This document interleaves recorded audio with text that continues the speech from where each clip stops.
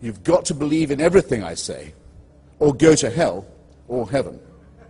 Because, and here's why you've got to agree with me, because my mother never went to bed with anybody. And that proves the truth of what I say. Or by the way, I must have looked very dead when they took me down from the cross, but I didn't die. And that proves my point. I'm willing to grant it all. I'm willing to grant the Immaculate Conception first, then the virgin birth, then the resurrection, and the annunciation and the Assumption. I'm willing to grant all of it.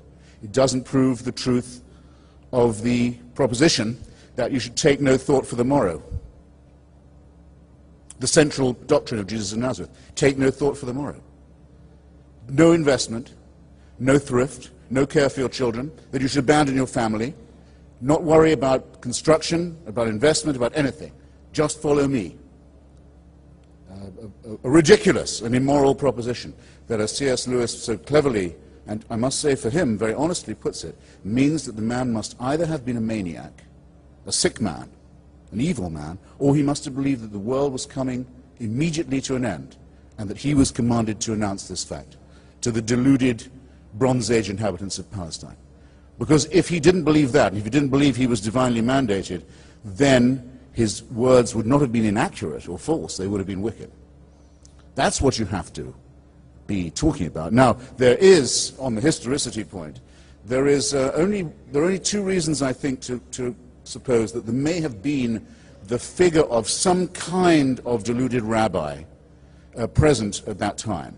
The first is the fakery of the story. The fakery itself proves something. The prophecy says this man must be born in the house of David, of David's line in David's town. It means he must be born in Bethlehem.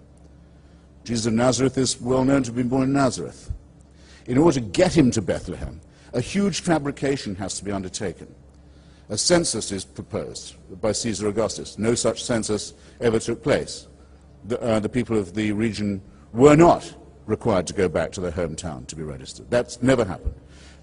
Quirinius was not governor of Syria in that year, as the Gospels say.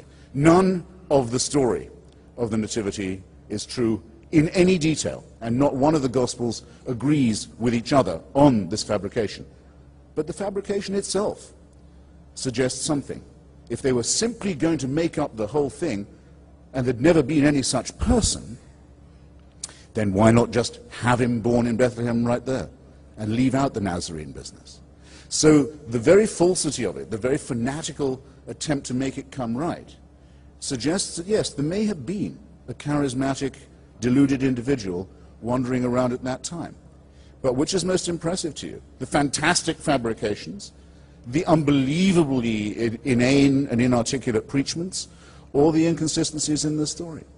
You could mention another thing about the resurrection. Most of the witnesses to this are women, illiterate, stupid, deluded, hysterical females, of the kind who in a Jewish court at that time would have had about as much chance of being listened to as they would in an Islamic court today. What religion that wants its fabrication to be believed is going to say, you've got to believe it, because we have some illiterate, hysterical girls who said they saw this? No, it's impressive to me.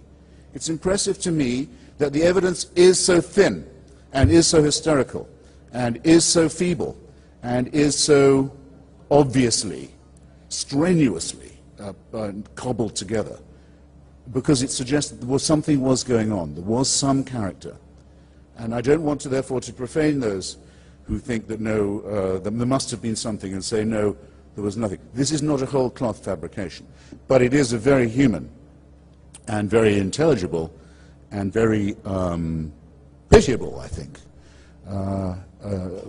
practice of fraud that may have worked on stupefied peasants in the Greater Jerusalem area, but should really have no power to influence anyone in this room, whereas the noble methods and words and systems by which Socrates reasoned will continue to illuminate our path for as long as we care about the only real gift we have, which is our independent intelligence.